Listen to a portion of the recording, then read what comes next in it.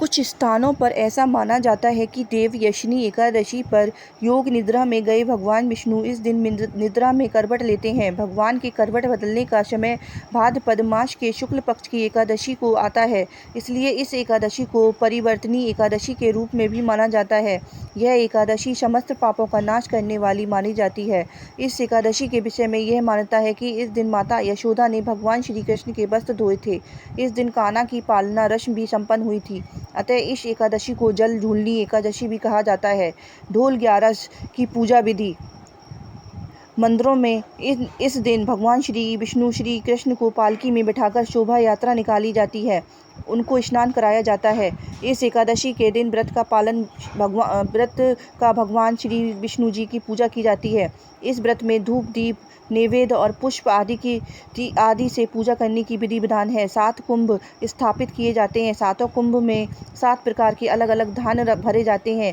इन 7 अनाजों में गेहूँ, उड़द, मूंग, चना, जौ, चावल और मसूर है।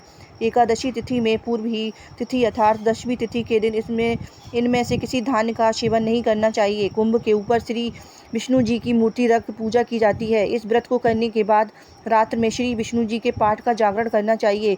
यह व्रत 10वीं तिथि से शुरू होकर द्वादशी तिथि तक जाता है, इसलिए इस व्रत को अवधि सामान्य व्रतों की तुलना में कुछ लंबी होती है। एकादशी तिथि के दिन पूरे दिन व्रत कर अगले दिन द्वादशी तिथि के प्रातःकाल में अन्न से भरा घड़ा ब्राह्मण को दान में दिया जाता है। राजस्थान में जल झूलनी एकादशी को ढोल ग्यारस एकादशी भी कहा जाता है।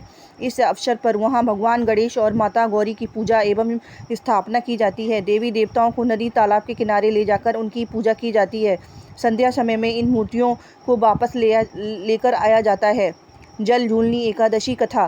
सूर्य वंश में मानधाता नामक चक्रवर्ती राजा हुए। उनके राज्य में सुख संपदा की कोई कमी नहीं थी। प्रजा सुख के जीवन में व्यतीत कर रही थी, परंतु एक समय उनके राज्य में 3 वर्षों तक वर्षा नहीं हुई। प्रजा दुख से व्याकुल थी। तब महाराज भगवान नारायण की शरण में जाते हैं और उनसे अपनी प्रजा के दुख को दूर करने की प्रार्थना करते हैं। राजा भादों के शुक्ल पक्ष की एकादशी का व्रत करते हैं। इस प्रकार के व्रत के प्रभाव स्वरूप राज्य में वर्षा होने लगती है और सभी के कष्ट दूर हो जाते हैं। राज्य में पुनः खुशियों का वातावरण छा जाता है। इस उत्तम व्रत का अनुष्ठान अवश्य करना चाहिए। पद्मा एकादशी के दिन सामर्थ्य अनुसार दान करने से शुभ फलों की प्राप्ति होती है। जल झूलनी एकादशी के दिन जो व्यक्ति व्रत करता है उसे भूमि दान करने और गोदान करने के पश्चात मिलने वाले पूर्ण फलों से अधिक शुभ फलों की प्राप्ति होती है। इस दिन भगवान विष्णु करवट बदलते हैं, इसलिए यह परिवर्तनीय एकादशी भी कहा जाता है। इसके अतिरिक्त यह एकादशी पदा एकादशी और जल झूलनी एकादशी के नाम से भी जानी जाती है। यह व्रत करने से वाजपेय यज्ञ का फल मिलता है। जो मनुष्य इस एकादशी को भगवान विष्णु के वामन रूप के पूजा करता है, उनसे तीनों लोग पूज्य होते हैं। इस व्रत के बारे में भगवान श्री कृष्ण ने स्वयं युधिष्ठिर से कहा था कि जो इस दिन कमल नयन भगवान का कमल में पूजन करते हैं, वे अवश्य भगवान के समीप जाते हैं। जिससे भाद्रपद के शुक्ल पक्ष की एकादशी को व्रत और पूजन किया, उससे ब्रह्मा विष्णु सहित तीनों लोगों को पूजन किया।